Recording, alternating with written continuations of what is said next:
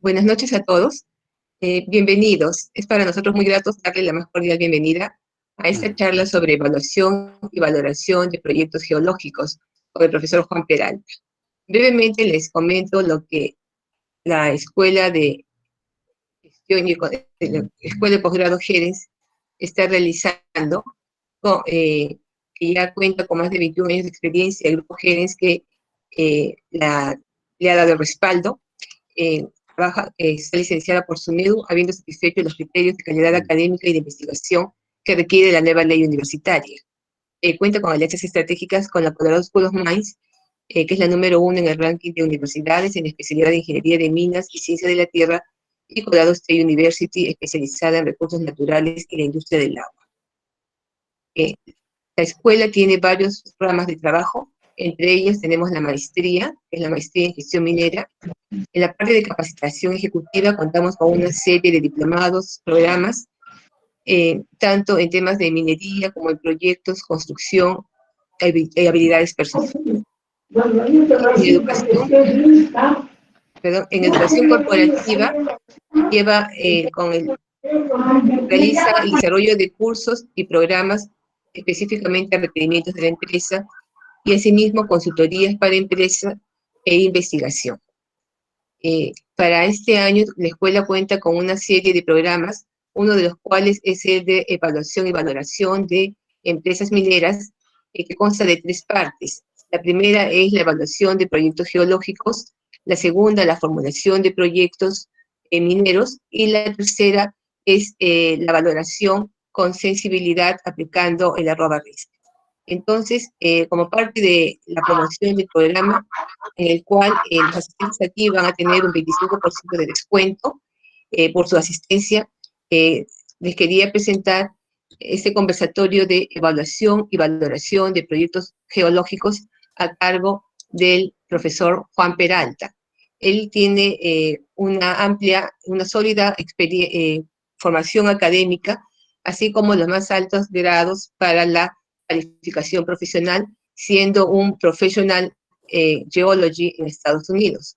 Él es gerente nacional de proyectos de geología en Newmont Mining, y tiene más de 25 años de experiencia en esta actividad, tanto a nivel de exploración distrital como exploración greenfield. Entonces, sin más, les dejo con ustedes al profesor Juan Peralta para que exponga este conversatorio. Adelante, Juan. Ok, gracias. Voy a tratar de cargar la presentación entonces.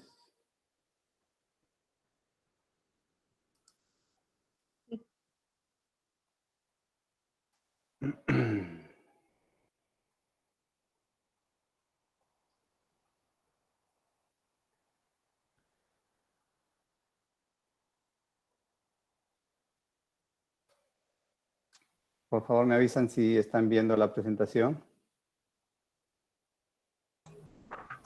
Sí, ya se ve, profesor Peralta. Bien, buenas noches con todos. Un gusto poderme dirigir a ustedes. La intención de esta charla o de esta clase del día de hoy es no hablar de un tema específico, sino lo que he hecho es he agarrado slides de todo el curso y los he puesto como puntos para conversación para que ustedes puedan ver parte de los tópicos, de las discusiones que tenemos durante el curso, y podamos, más o menos tengan ustedes una idea de qué es de lo que hablamos o de qué consiste el curso. Bien, bueno, estas son cuestiones de la introducción de cada slide. El objetivo de esta reunión, como les dije, es presentarles algunos tópicos sobre evaluación y valoración de proyectos geológicos, mostrarles el contenido del curso. En la parte inferior izquierda hay algunos temas que se hablan durante el curso, ¿no? Durante todas las sesiones se habla de sistemas de reporte internacional, diferencia entre evaluación y valoración, guías, estándares, dependiendo del tiempo. A veces hay algunos grupos de estudiantes o a veces toca un grupo de estudiantes donde más o menos 30% son geólogos, Entonces yo me respaldo en ellos para que ellos ayuden a los otros colegas que son mineros o metalurgistas para entender un poco más el lenguaje geológico y hacer un poco más en detalle la evaluación. Y la situación es diferente, hay pocos geólogos, entonces la orientación del curso va más a temas un poco más generales de evaluación, ¿no? Sobre todo desde el punto de vista geológico. También hablamos sobre riesgo geológico. Como ustedes saben, hay dos maneras de evaluar el riesgo geológico, uno mediante probabilidades y estadística y el otro que es un poco más también en función a la experiencia y a un ranking que van a ver más adelante como lo vemos. Y finalmente presentar una evaluación de algunos proyectos en etapas de exploración. El curso que va a comenzar el próximo mes está estructurado, como ustedes pueden ver, en color naranja son las clases que se dictan y en color amarillo son básicamente los trabajos que los estudiantes realizan. Es decir, en cada clase se dejan 1 o 2 trabajos que se tienen que realizar en conjunto. Del total de estudiantes se trata de agruparlos en grupos de 4 o 5 personas o a veces hasta de 6, dependiendo de la cantidad de alumnos, pero máximo unos 5 grupos o hasta 6. Un poco duro manejar 6 grupos porque ya las presentaciones se demoran un poco más y todos necesitan exponer sus encuentros, sus resultados, ¿no? Como pueden ver ahí, son trabajos personales y grupales y el material es netamente en inglés. Todo el material es en inglés, muy poco español, y entonces requiere también un poco de tiempo para algunas lecturas, algunos que necesitan un poquito más de tiempo para leer los casos en inglés, entonces se dedica un poquito más de tiempo. Así que más o menos esa es la estructura del curso de lo que es EvaProMin. En la parte de la maestría se lleva este curso similar, pero con otros énfasis adicionales y otros módulos que por cuestiones de tiempo y extensión del curso no entrarían acá. Bien, quien les habla es un geólogo que se graduó en la Universidad de San Marcos. Estudié también en Queens, en Canadá. Soy miembro activo de la Asociación de Geólogos de Ontario desde el año 2008. Y anterior a Newmont trabajé en Goldcorp, Canadá, en las minas de Red Lake y Musselwhite, que coincidentemente ahora pertenecen a Newmont, la empresa en la que trabajo. Trabajé en Southern Perú en el pasado, en Toquepala, en Visa, en Buenaventura Ingenieros, y en mis etapas iniciales de carrera trabajé en Centromin Perú, en Morococha. Bien, este es un ejemplo de un día de clase, de los temas que se van a tocar, ¿no? Como pueden ver, hay una parte de teoría y luego una parte de lecturas. Se distribuyen las lecturas y todos por grupos se ponen a trabajar en subgrupos o el área de gerente de TI les genera grupos o ambientes o rooms donde ustedes pueden estar agrupados y trabajar y conversar ahí independientemente, donde yo entro y converso con ustedes, salgo, entro al otro room y también y vamos discutiendo, conversando, aclarando algunos conceptos, ¿no? También se descargan proyectos de internet y se trabaja en grupo. Bien, algunos tópicos que utilizamos para evaluar proyectos, como ustedes saben, bueno, no sé cuál es el background de los que están escuchando esta charla. Imagino que 30% serán geólogos y el resto mineros y metalurgistas, pero si por ahí hubiese algún geólogo que quisiese acotar o mencionar algo, le voy a agradecer que alce la mano y podríamos conversar o compartir experiencias o al final de la charla que vamos a tener el día de hoy. Entonces, como ustedes saben, podemos tener proyectos donde tienen un potencial muy bueno, pero un trabajo geológico pésimo, ¿no? Es decir, mal enfocado o realizado de una manera que probablemente no esté con los estándares que una compañía pueda tener. También podemos tener el caso de un potencial modesto, de un proyecto que es promedio, pero que el trabajo geológico ha sido hecho de una manera muy buena, con muchos controles, con muchos estándares y en realidad no deja nada que desear. Es un buen trabajo geológico, pero el proyecto no es muy atractivo. Y también podemos tener lo peor de todo, ¿no? Un proyecto que tiene muy poco potencial o un potencial modesto y un trabajo geológico pésimo, por lo cual es el worst case escenario que nos tocaría encontrar y podríamos tener algún tema de un error fatal donde podríamos caer en una equivocación. Por eso es importante que sepamos más o menos qué cosa nos llega a las manos para poder evaluar. Cuando evaluamos proyectos geológicos, tenemos que hacernos la pregunta de qué tamaño es el depósito que tenemos. Y para eso es importante esta tabla que está aquí en el centro. Es muy importante porque si ustedes evalúan proyectos, deberían tener en su base de datos una data suficiente si es que están en un distrito maduro y utilizar esa información como base para crear curvas de tamaño de depósito, ¿no? En diagramas de frecuencia o como este tipo y ver básicamente dónde están. Puede ser que su proyecto esté aquí, en este punto, ¿no? Y tengan muy pocas onzas, no tengan ni 100.000 onzas, pero puede ser que el proyecto en realidad, de desarrollarlo adecuadamente, pueda llegar a tener más de 1.000.000 de onzas. Entonces, es importante evaluar qué tipo de depósito tenemos y tener una buena base de datos que nos ayude a proyectar y a soportar la evaluación del potencial del proyecto, ¿no? Algo que es importante cuando evaluamos la data y este es otro slide del capítulo de Data EDA o evaluación de data geológica, ¿no?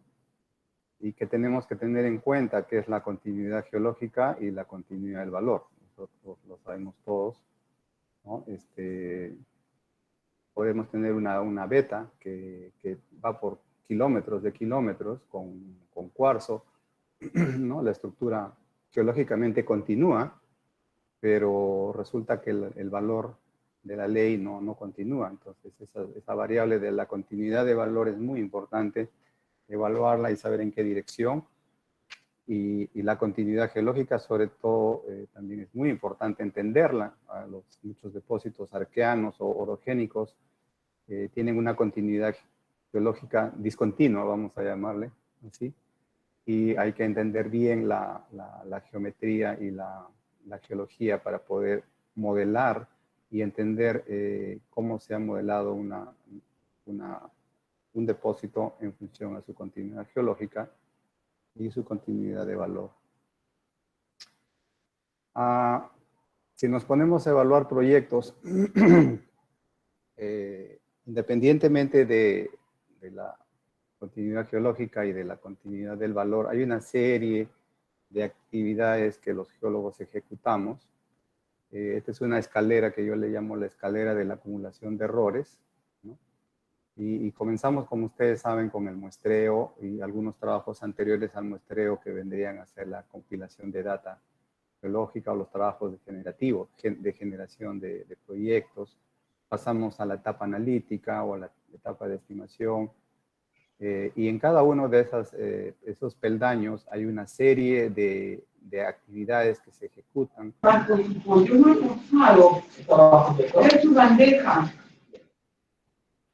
Y tenemos que saber, como los geólogos, dónde están los errores, los pitfalls que nos puedan llevar a una evaluación.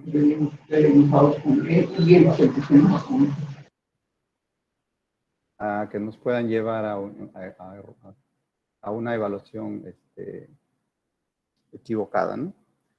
Pueden ver ahí, aparte de todo esto, hay un factor que está al tope que dice el factor humano, ¿no? Otros efectos humanos. Y es importante porque cuando evaluamos proyectos, aparte de las tres dimensiones, de largo, ancho y alto, que es la evaluación del proyecto como en sí, más la continuidad geológica o discontinuidad y la continuidad de las leyes, está el aspecto humano, que a veces no evaluamos cuando recibimos un proyecto y que es muy importante.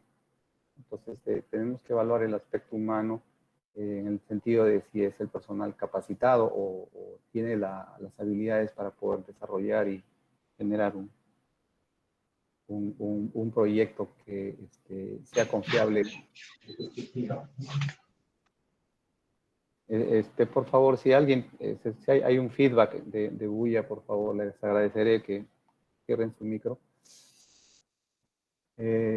Estos temas, los geólogos lo conocen muy bien y se evalúan cada uno de los peldaños, ¿no? En la parte analítica hay muchísimos problemas que se tienen que discutir y conversar y que se logran en el proceso de la clase aclarar o comentar casos que han pasado y se comparten experiencias, ¿no? Entonces, si vemos todos estos problemas de continuidad geológica, de continuidad del valor, inexactitudes o precisión y todas estas escaleras de actividades geológicas, y luego nos ponemos a pensar cómo vamos a evaluar este proyecto a través del tiempo y dónde estamos. Estamos en un proyecto que nos llega, que es a PEM o un precio de factibilidad o quizás un early stage que está pues recién en la etapa de scoping o estudio conceptual, donde todavía no se ha perforado o ya se hizo uno o dos sondajes o se hicieron trincheras. Es importante tener en cuenta el tiempo, ¿no? Cuánto tiempo pasa para poder tener un proyecto maduro o con la información que nosotros necesitamos para poder evaluar y valorar, porque todo lo que estamos viendo en este momento es solamente la data que entra, ¿no? El input. También se utiliza, durante el curso proporcionamos la información para que ustedes, porque esto está en internet, ustedes pueden encontrarlo, pero si ustedes usan, por ejemplo, la guía del SMI del 2017, que es una guía, una de las últimas guías donde han desarrollado criterios adicionales para evaluar proyectos, van a poder encontrar que hay un tema que antes no hablaban, que es la evaluación de riesgos y oportunidades. Y esto es muy importante, evaluar, y parte del curso ya se va a orientar a desarrollar básicamente técnicas de riesgos y oportunidades, básicamente más riesgos y la identificación de los mismos desde el punto de vista geológico en función a estas actividades, ¿no? Analíticos, muestreo, estimación, densidad, etcétera, etcétera. Entonces, tocan todos estos temas y se les proporciona estas guías que existen, las cuales ustedes tienen que leerlas y sobre eso se trabaja. Este es otro slide, por ejemplo, donde después de una clase los alumnos se les entregan estas lecturas. Los alumnos tienen que leerlas y en unos 20 minutos de trabajo se regresa a la clase y exponen, ¿no? Y exponen lo que han entendido, se discute y los otros grupos escuchan. Es decir, si hay 5 grupos, se dividirán 2 lecturas por grupo, ¿no? Entonces todos van leyendo y presentando su trabajo. También cuando hacemos la evaluación hablamos pues de engaños o scams y errores que han en la industria. Se deja un trabajo de búsqueda de errores y malas prácticas como parte de la historia del curso. Ustedes pueden ver que en el 1969 comienza o sale un proyecto llamado Poseidón, que era en la época de la Guerra Fría y en la Guerra de Vietnam, y necesitaban níquel. El níquel estaba escaso y apareció un proyecto en Australia donde decían que era una mina muy grande, empezaron a invertir y similar al BRIEX que ocurrió en Canadá en el 97, básicamente mucha gente perdió dinero. Es a raíz de eso que se forma el Comité Conjunto de Reservas de Australia y desarrollan la primera guía, ¿no? Que ustedes conocen del York. Y luego pues viene la otra del 1997 con el caso de BRIEX en Canadá, donde hace que resultado de esto se genere el Instrumento Nacional 4301, que es una guía de reporte. Como les digo, es una guía, esto no es un estudio de prefactibilidad ni de factibilidad, simplemente es una guía. Bien, parte de la evaluación de los proyectos geológicos, esto ustedes lo pueden encontrar también en algunas fuentes de bibliografía que hay abundantemente en el mercado, pero los principios básicamente para todo trabajo es que haya un qualified person, hayan guías y estándares y que se genere un reporte técnico, ¿no? Mientras que las tres que regulan al qualified person son básicamente la ética, la experiencia y la educación. Sobre esto hay mucho más para conversar, pero vamos a darles un tiempo para preguntas. Este es otro ejercicio que se hace, se les deja a los estudiantes que hagan búsquedas, se les da ciertas guías, hay algunos proyectos que son conocidos, se les da para que busquen la información, algunos proyectos de malas prácticas donde buscan en el internet, lo encuentran y se puede discutir sobre varios proyectos, ¿no? De este tipo. Es un ejemplo del ejercicio que se toma. Cuando entramos a la parte de evaluación y valoración, ya tenemos que hacer una diferenciación. ¿Qué cosa es evaluación y qué es evaluación? Y aquí hablamos bastante. Hay muchos estudiantes que llegan a la clase pero quieren saber cómo evaluar un proyecto. Y la primera pregunta que tenemos que hacernos es ¿para qué quieres evaluar el proyecto? Porque puede ser que tú quieras evaluar para vender, entonces estás, digamos, si eres dueño de una mina, quieres vender, pero si quieres comprar, entonces el propósito de tu evaluación es diferente. O si quieres saber el valor de tu participación en una sociedad, entonces tu evaluación también va a ser diferente. Entonces, básicamente la evaluación y la evaluación dependen de qué es lo que se quiere y cuál es el propósito, ¿no? Para vender, para comprar, para transferir, para saber cuánto es lo que tienes de valor y si realmente vale el proyecto que tienes, porque hay algunas personas que evalúan algunos proyectos basados en lo que se llama mineral in situ, pero un proyecto que se evalúa con mineral in situ en etapas muy tempranas, básicamente te lleva a un error en la evaluación y te puede proporcionar un precio que en realidad no estaría demasiado optimista, ¿no?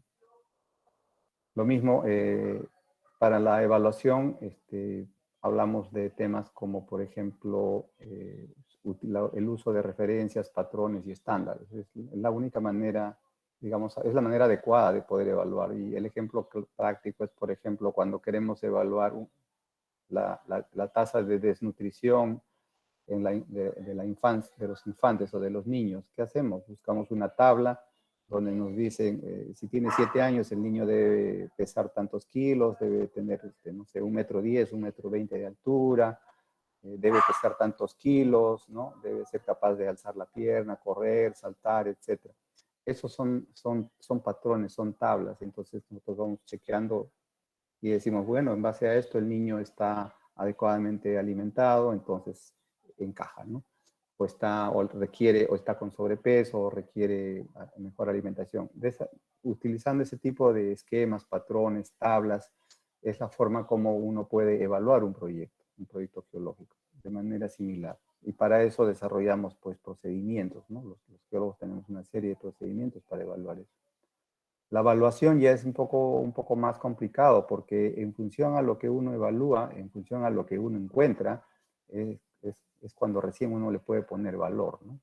Encuentro una campaña de perforación cuyos resultados son interesantes, pero me doy cuenta que el método analítico fue equivocado o que no hubo un buen control de calidad o que el modelo geológico es muy optimista, etc. Entonces, ¿cómo valoro eso?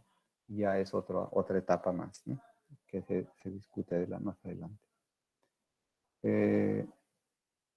Entonces, para evaluar un proyecto geológico necesitamos tener estándares, guías y procedimientos, ¿no?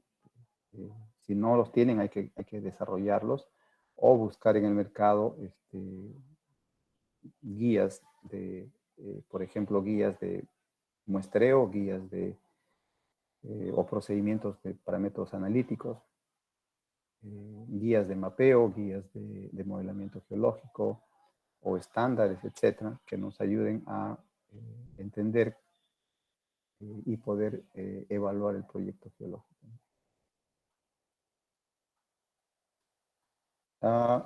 Este es una copia de un documento que encontré desde el punto de vista contable por Deloitte en el 2004, conversando con un amigo cuando estaba trabajando en Canadá, y me dio, ustedes pueden buscar ese Accounting Alert del 2004, ahí está la ruta, y si ustedes leen la naturaleza de la exploración y los gastos de la evaluación de tangibles o intangibles que no están adecuadamente dirigidos, conducen a opiniones que hacen difícil determinar el valor justo del mercado, ¿no? Entonces pueden leer aquí que habla básicamente de que determinar el valor justo en el mercado de los proyectos, por ejemplo, Greenfield, en campos relativamente inexplorados y en áreas totalmente desconocidas es muy difícil. Y particularmente porque es muy difícil, porque no hay dos proyectos iguales, pues. No hay dos proyectos iguales, ¿no? Si queremos comprar una casa, buscamos una casa similar, digamos, con un diseño similar y podríamos quizás comparar y valorar, pero los proyectos geológicos son únicos, entonces por eso es complicado, es difícil. Utilizando el método de la aproximación de costos, se les da el ejercicio a los estudiantes para que hagan una evaluación y una valorización de un proyecto, ¿no? Utilizando la metodología de la aproximación de costos, es el cost approach, ¿no? Luego, bueno, como les dije, se habla de los principales sistemas de reporte. Aparte de estos sistemas de reporte, también hay unas guías de evaluación. Esta es una guía de cómo escribir el reporte. Sin embargo, también hay otras guías de evaluación que están disponibles en las páginas web. Se las buscan ahí y tienen la información. En función a estas guías que hay aquí, se hace un ejercicio, los estudiantes bajan de internet algunos proyectos y se hace una evaluación de la parte geológica. Ya, solamente la parte geológica, del capítulo 7 al 13, me parece que es, o al 11, se hace un desarrollo de estos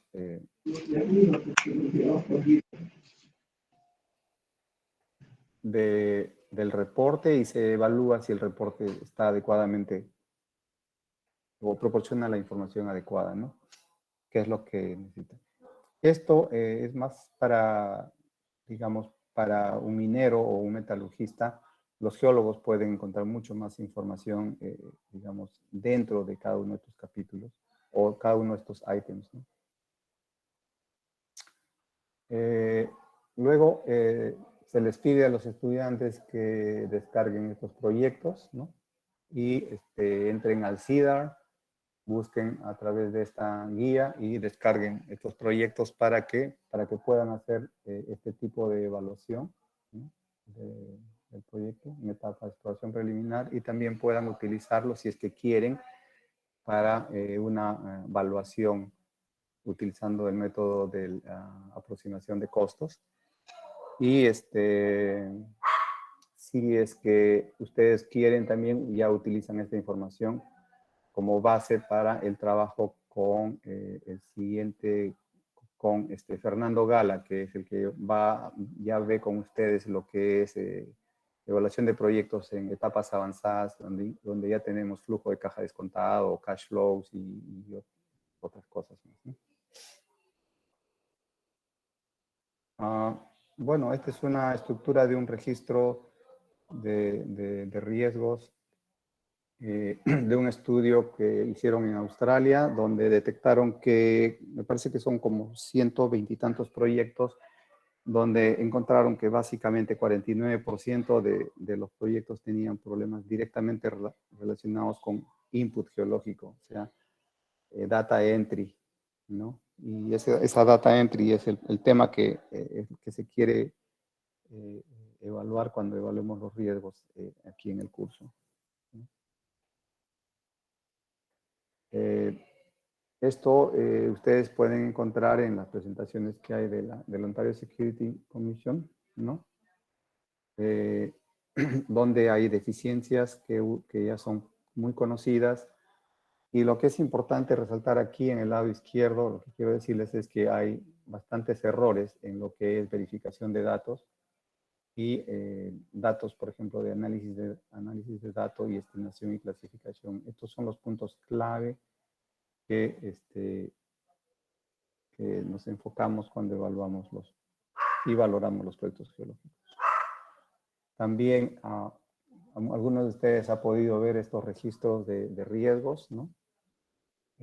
Algunos de estos son muy conocidos en seguridad y salud industrial, pero se utilizan para todo tipo de actividad para mitigar riesgo, donde se identifica el riesgo, si puede ser en la etapa de logueo, en la etapa de muestreo, en la etapa de método analítico, en la etapa de determinación de la densidad. Hay una lista interminable de actividades geológicas en las que se tiene que evaluar el riesgo y la causa y cuál sería la consecuencia. Y finalmente al alumno se le dice por grupo que presenten las mitigaciones, ¿no? ¿Cómo mitigar el riesgo? Vivir con el riesgo, eliminarlo, el riesgo geológico, el input de esta data geológica, esta data que yo les digo aquí, ¿no? Relacionados con data, básicamente, ¿no? También se les deja otro trabajo donde se les indica hacer un trabajo de riesgo, donde se les da una matriz con una serie de riesgos geológicos, y algunos de esos riesgos geológicos están mal planteados, otros están más o menos bien planteados, y el estudiante tiene que leer, revisar y decir si es que esa alternativa de mitigación es la correcta o está mal o está bien enfocado. Entonces, el ejercicio de análisis de este riesgo geológico se evalúa en esta matriz de trabajo grupal. Bien, aquí este es otro capítulo que se habla del tamaño de proyecto o minimum tonnage grade. Es una parte también de cómo poder enfocar y ver de qué tamaño es el proyecto que estamos evaluando. Esta es una escala logarítmica log de tamaño de millones de toneladas versus la ley del depósito. Este es de un trabajo que se hizo hace unos años atrás para yacimientos de plata de Argentina, Perú y Bolivia y México, ¿no? Y les permite básicamente ver dónde están. Hay proyectos que están por este sector, que son, digamos, pequeños, proyectos muy grandes, tipo Open Pit, que están aquí.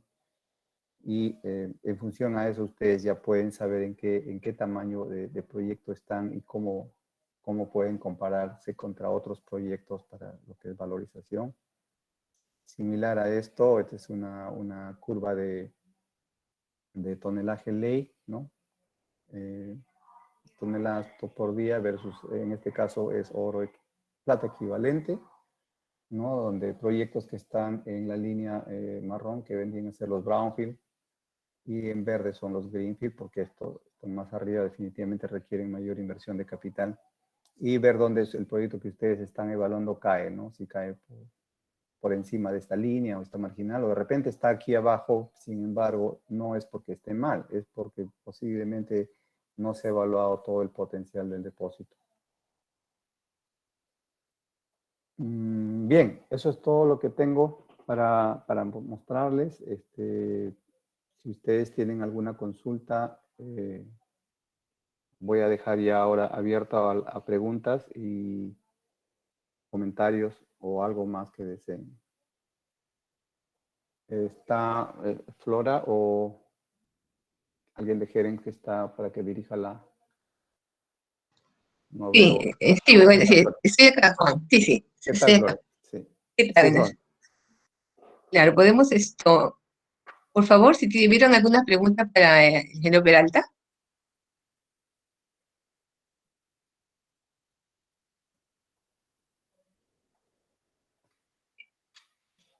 Diga, yo tengo una pregunta, así como alguien que es neófito del tema geológico. Realmente, desde fuera, ¿cuál es el tema más importante que uno podría decir que, digamos, de algún concepto geológico que uno debería tenerlo muy claro? ¿Por dónde están las mayores confusiones, digamos, en términos de definiciones? Bastante general la pregunta, pero donde he visto quizás confusiones es en el término, en la forma de que evaluar el proyecto no es tan sencillo como calcular el volumen que hay bajo la superficie y quererle poner un precio. Es bastante complicado. Entonces ahí es importante, Flora, tener en cuenta el conocimiento geológico y no solamente es eso, sino hay otros factores adicionales, el tamaño de la extensión de la superficie y hacia dónde se dirige el proyecto y cómo, no necesariamente son factores geológicos, pero para poder valorizar el proyecto no solamente se valoriza lo que se encontró, sino se valoriza el potencial, ¿no? Entonces, dependiendo si uno quiere vender, tiene que vender no solo lo que ha encontrado, sino el potencial. Y para vender el potencial hay que conocer hacia dónde se dirige y poderlo capturar en la etapa de evaluación. Gracias. Hubo una pregunta que me llegó por internet. Un estudiante estaba preguntando si se hacía simulaciones Monte Carlo. Eso se hace en la maestría. Se lleva la parte básica porque tengo entendido que eso se ve con ¿quién es? Con Arturo Vázquez. Con Alfredo Vázquez, ¿no? Con Con Vázquez se ve. Arturo Vázquez. Con Arturo Vázquez se ve eso. Entonces, la idea no era presentar todo acá porque está estructurado de esa manera. Eso lo ven con Arturo Vázquez. Pero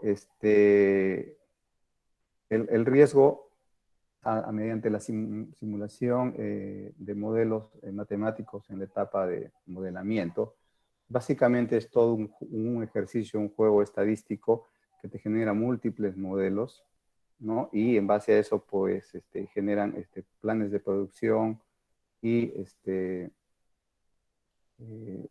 como hay miles de iteraciones, va a generar cientos de resultados de cash flows y vamos a tener una campana donde vamos a ver a partir de un punto estamos en pérdida o break-even y a partir de ahí a la derecha es positivo.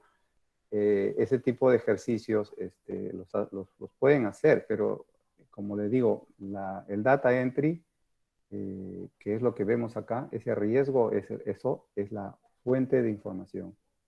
Y nosotros no tenemos una muy buena revisión del data entry, de los análisis, del QAQC, por ejemplo, del Downhole Survey, del QAQC de la densidad, del QAQC, por ejemplo, del método analítico. El dato que salga y el que corran en modelamiento para hacer las simulaciones va a ser garbage in, garbage out. Entonces, esta parte de la evaluación de riesgos es muchísimo más importante porque es la base para poder hacer cualquier otra simulación.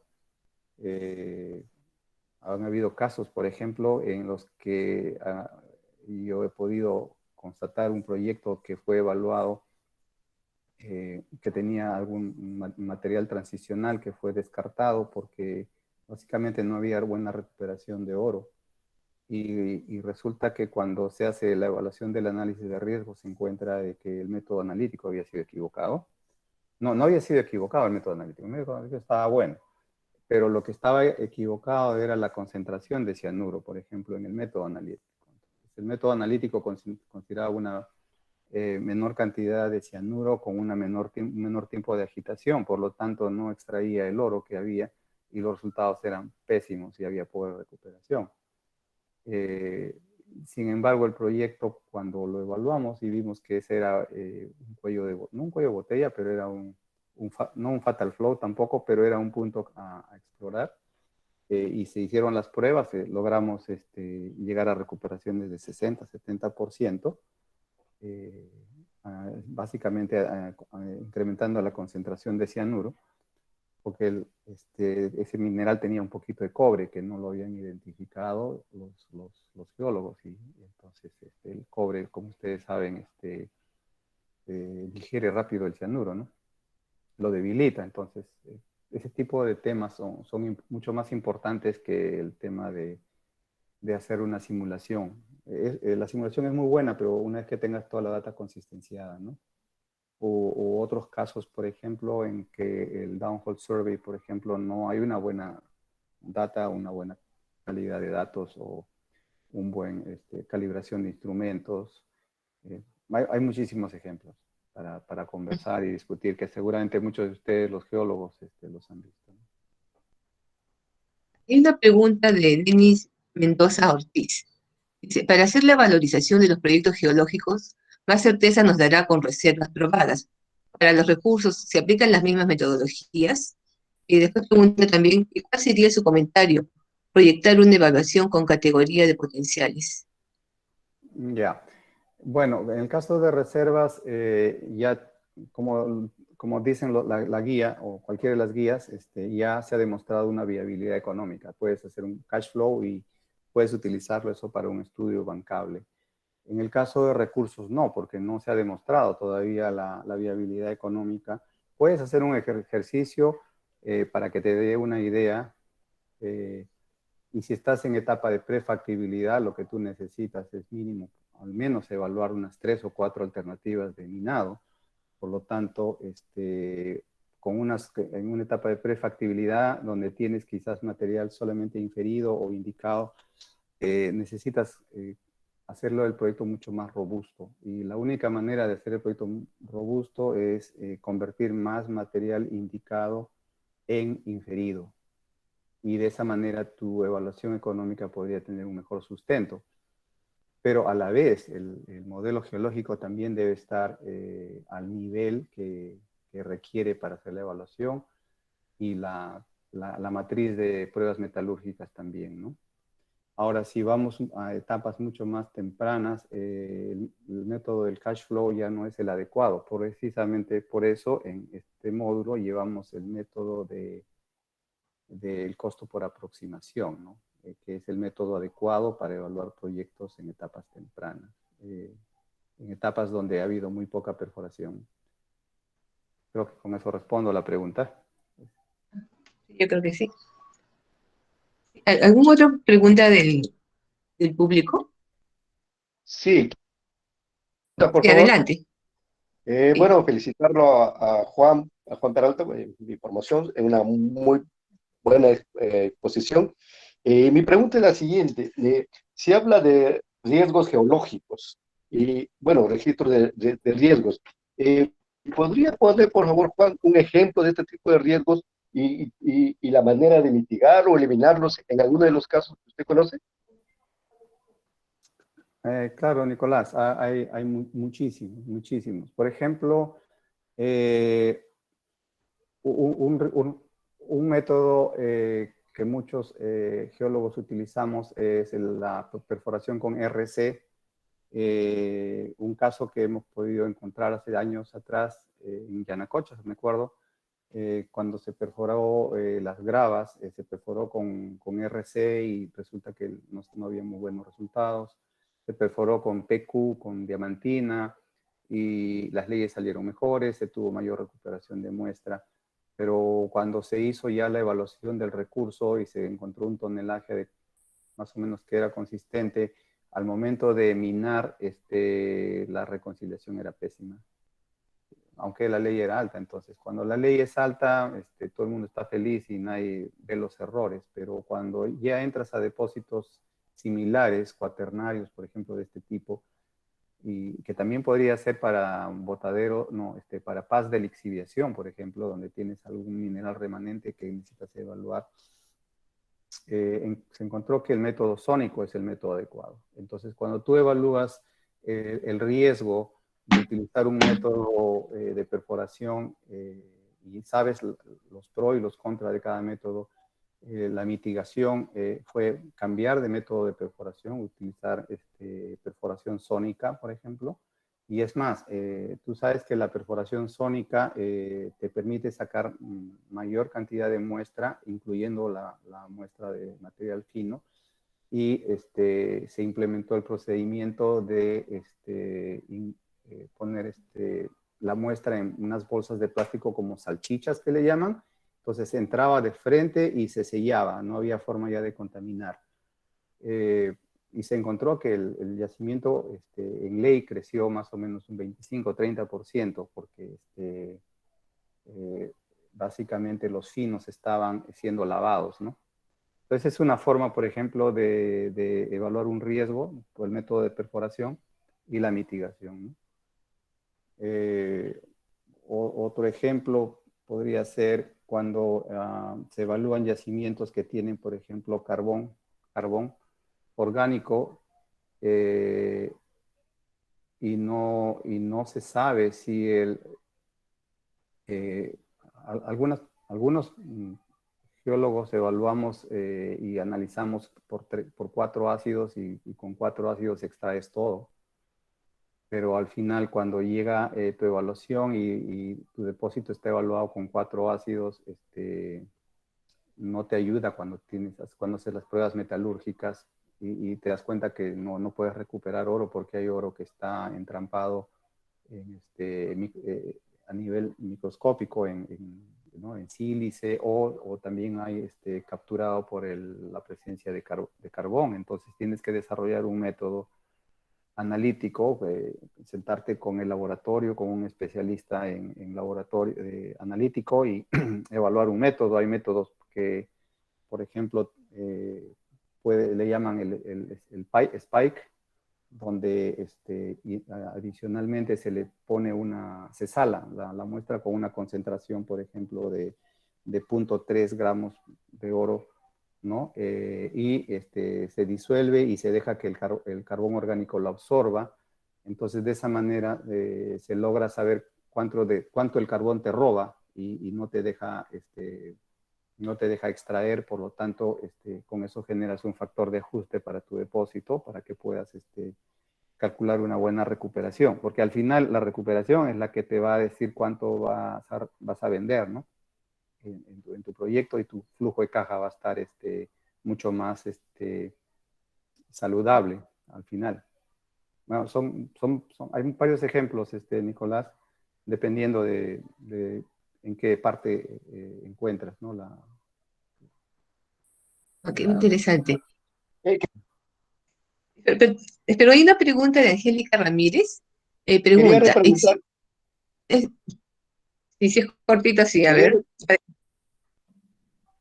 quería preguntarle a Juan si es que se hace una perforación conjunta en cuanto a perforación diamantina y RCD conjunta. Se perfora primeramente, por ejemplo, con RCD inicialmente y después se perfora con diamantina.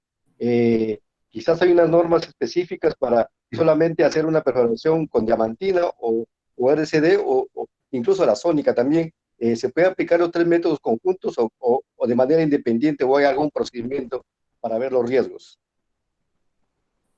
Depende de la situación. Una vez que tú identificas el riesgo, tienes que diseñar. Mira, se han hecho pruebas con la Viper, ya con la máquina de perforación ya de voladura. O sea, tú pones un cono de perforación con la Viper, pones uno con sónico y evalúas y el sónico casi te cuadra con lo de la Viper, por lo tanto ya tú validas tu perforación así. Entonces, tienes que utilizar por lo menos 10% o 5% de tu perforación a hacer la validación con sondajes paralelos, dependiendo, puede ser RC con diamantina, y la diamantina tiene que tener una buena recuperación. Entonces, tienes que aislar una parte del depósito o encontrar qué parte del depósito es clave. Si el cash flow del depósito de los 3 primeros años te viene de una zona de alta ley, en esa zona tienes perforación con diferentes métodos, ahí es donde tienes que hacer tus twin holes con los 2 o 3 métodos que tú escojas y monitorearlos adecuadamente y luego en función a esos resultados decir cuán válido es el valor de todo el depósito. Sí. Y gracias por la pregunta, está muy buena. Angélica Ramírez preguntaba, ¿existe una guía que establezca las condiciones que se deben cumplir para determinar un potencial geológico? A veces se habla de potenciales de manera muy ligera, casi cálculos de volúmenes por geometría, con mucha extrapolación de datos. ¿Es lo que se usa esto o se deben cumplir con una información mínima? Bien, eso depende de la empresa y de la política. No hay una guía clara, no hay una receta clara, pero dependiendo de los tipos de depósitos, por ejemplo, si son depósitos homogéneos como los pórfidos, un espaciamiento de 100 metros puede hacer, y si es cobre, puede hacer que sea suficiente para pensar en inferido o 150 hasta 200 metros. Entonces, básicamente depende del tipo de depósito y de lo confortable con lo que estés. En un depósito, por ejemplo, arqueano o orogénico, pensar en 50 metros de perforación o 100 metros de perforación es demasiado riesgo. Entonces, el potencial no lo podrías pensar en que a 100 metros, ¿no? Tendrías que pensar quizás en 75 o 50 metros. Y dependiendo del tipo de depósitos, hay depósitos en los que se perforan a cada 12 metros 50 para minimizar el riesgo y decir que es medido indicado. El potencial definitivamente, como regla del dedo, podría ser el doble de la distancia del indicado, o del inferido, perdón, dependiendo, como te digo, del tipo de depósito. Entonces, tienes el medido es una distancia como 1, el inferido o el indicado es como una distancia de 1,5 a 2, el inferido es como una distancia 3 y el potencial podría ser una distancia como de 3 a 4. Me refiero, si tú dices 10 metros, pues es 40, 50 metros, o es 50 metros, es 50, 100, 150, 300 metros, ¿no? Depende, esa es más o menos una regla general que se aplica.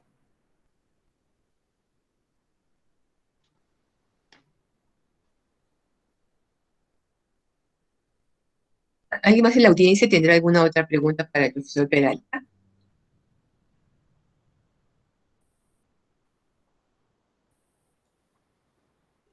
Una de las preguntas, Juan, mientras hacen las demás preguntas, ¿cuál es el nivel de inglés que uno necesita para poder realmente entender con cierta fluidez los informes geológicos que se deben revisar en... Bueno, Definitivamente, el inglés es una barrera, pero cuando uno se acostumbra a leer, digamos, un nivel básico de inglés que permita al menos leer, es lo adecuado, ¿no? Ya con eso uno rompe la barrera al menos del lenguaje y puede entender la lectura. O sea, un nivel básico de un inglés intermedio que te permita leer sin ningún problema, es bueno, ¿no? Ya el hablar definitivamente lleva ya a un proceso mucho más. Hay personas que son muy inteligentes y que tienen la inteligencia del idioma, por lo tanto pueden hablar uno o dos idiomas rápidamente. Otros, como es mi caso, yo demoré mucho en interiorizar el inglés. Entonces, para mí era la lectura al comienzo y leer y leer. Y recuerdo que en la universidad, en la época que estudié con Nicolás, iba a la biblioteca y no había los libros en español, los únicos que quedaban eran los del inglés, así que había que agarrar los libros en inglés y estudiar, pues, porque los de español ya se los habían llevado los otros, ¿no? Pues, un nivel intermedio que permita leer es importante, yo diría. Sí. Gracias. Hay otra pregunta de Carlos Medrano. ¿En qué porcentaje influye la parte social en la valorización de los proyectos? Bien, es una pregunta muy interesante. Ah, el tema que estamos viendo, bueno, la pregunta está fuera del curso. Este curso es básicamente enfocado en valorizar la parte geológica, la parte técnica. Sin embargo, un componente importante es la valoración, la evaluación social, que tiene que ser hecha por un especialista en relaciones,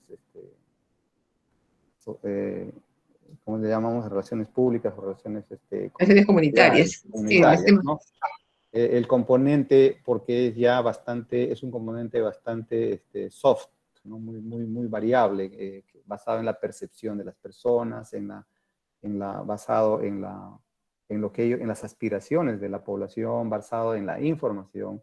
Hay poblaciones que están mal informadas o desinformadas, digamos, o no tienen la información suficiente, el temor que tienen algunas personas. Entonces, valorizar eso es muy complicado, Alex, en el término de poder ponerle un precio a un proyecto, ¿no?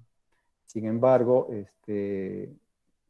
hay, hay empresas o hay grupos que están dispuestos a manejar ese riesgo porque consideran que tienen un equipo de gente que es muy profesional y que puede, digamos, manejar el tema social con una manera, con una transparencia, creando confianza, creando esas cargas entre la sociedad, entre empresa y comunidad, de manera que se desarrolle la confianza, ¿no? Que esa es la manera de desarrollar los proyectos ahora, ¿no? Con transparencia, con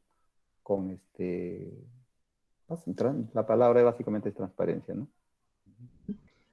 Hay una pregunta de Antonio Jesús Reategui. Es bien técnica. Dice, cuando evalúa el potencial de un proyecto contenido en una provincia donde el endowment es favorable, la curva tonelada por ley solo incluye depósitos asociados a una sola franja metalogénica o puede incluir otras franjas contenidas en el área de evaluación. Bien, esa pregunta es bastante interesante. En el pasado, cuando yo estudié en la universidad, a nosotros nos enseñaron a evaluar proyectos basados en modelos, ¿no? El modelo de Pórfido, el modelo BMS, el modelo epitermal, el modelo mesotermal, y en base a eso salimos al campo a explorar y buscábamos epitermal, mesotermal, Pórfido, y nos quedábamos buscando ese tipo de depósitos. En mi carrera profesional he encontrado depósitos intermedios que no encajaban con alguno de esos modelos que estudié en la universidad, ¿no? Y hasta ahora he visto algunos proyectos que básicamente no encajan dentro de esto. Entonces, la metodología que ustedes pueden buscar ahora en el campo, en la internet, es pues el método de la evaluación holística o de proyectos en los que tienes que buscar los trends, los horizontes favorables de exploración, ¿no? Que haya una roca que sea la contenedora, que haya un proceso de enriquecimiento, ¿no? Que le llaman un ambiente fértil para que se pueda desarrollar el depósito y se pueda depositar, y finalmente que haya una preservación del depósito, es decir, que no se erosione o que se erosione poco para que pueda preservar. Entonces, cuando tú evalúas el proyecto a nivel distrital o a nivel local, definitivamente tienes que tener ese alcance, ¿no? Ese alcance que no solamente va a ser basado en los modelos que conocemos de depósitos, pero sí basado en esos trends donde hay corredores estructurales, donde tú puedes ver que hay varias minas alineadas, ¿no? Hay deformación, hay un sistema de fallas, hay un sistema de intrusivos pequeños, que son los que pueden portar la mineralización, y te puede ayudar a evaluar, digamos, el potencial. Pero al final lo que tú vas a vender es el proyecto diciendo, bueno, tiene un alto potencial en esta zona o en esta otra zona, tienes la geofísica que te dice que probablemente haya un corredor ahí resistivo, que te pueda indicar que podrían haber vetas de cuarzo o algún otro tipo de depósito.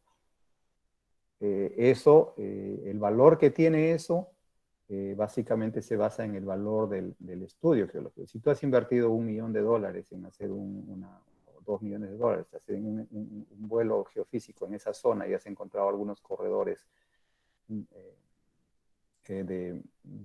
favorables con alguna interpretación que te diga aquí hay una anomalía, cuando vendas el proyecto, no lo vas a poder vender por una beta que tiene 1 millón o 5 millones de onzas. Lo que vas a poder hacer es básicamente venderlo en función a lo que has invertido. Por eso es que se utiliza el método que les dije, el del cost approach, que es la contribución de la inversión en el proyecto. Si tú inviertes $1 millón en ese proyecto, en ese distrito, y no encuentras alguna anomalía interesante, no vas a querer que tu proyecto venderlo por 1 millón. Probablemente ese millón se diluyó porque no generó valor en el proyecto, ¿no? Entonces, hay que jugar con estas variables. Hay una pregunta de Alexander Quispe. Pregunta, ¿qué herramientas financieras debo tener para llevar exitosamente el curso? Usted ha mencionado, por ejemplo, flujo de caja descontado. No, básicamente necesitas tener tu Excel, nada más. Pero para llevar el curso de evaluación, yo trato de no entrar en cash flow ni nada de eso, porque eso lo van a ver con Fernando Gala. Pero para él ya tienes que tener un poco de base de lo que es valor del dinero en el tiempo, ¿no? Y poder más o menos tener la base de qué es un flujo de caja o cómo se construye un cash flow. Hay varios tutoriales en internet que puedes entrar y con eso es suficiente. El Excel es suficiente. No necesitamos poner softwares. Hay un montón de softwares libres en el mercado que se pueden utilizar, pero para esto ahora el Excel tiene un add-in que se compra para hacer simulación Monte Carlo. Hay miles de softwares. Entonces, básicamente necesitas tener el concepto de lo que es un cash flow y poder llevar. Cuando ya entres con Fernando Galaxy vas a necesitar más. Pero si eres geólogo y no tienes este background financiero, esa es la idea, que crear un grupo donde tienes a un ingeniero de minas, a un ingeniero que hace planeamiento, que maneja bien lo que es cash flows y entonces él te ayuda.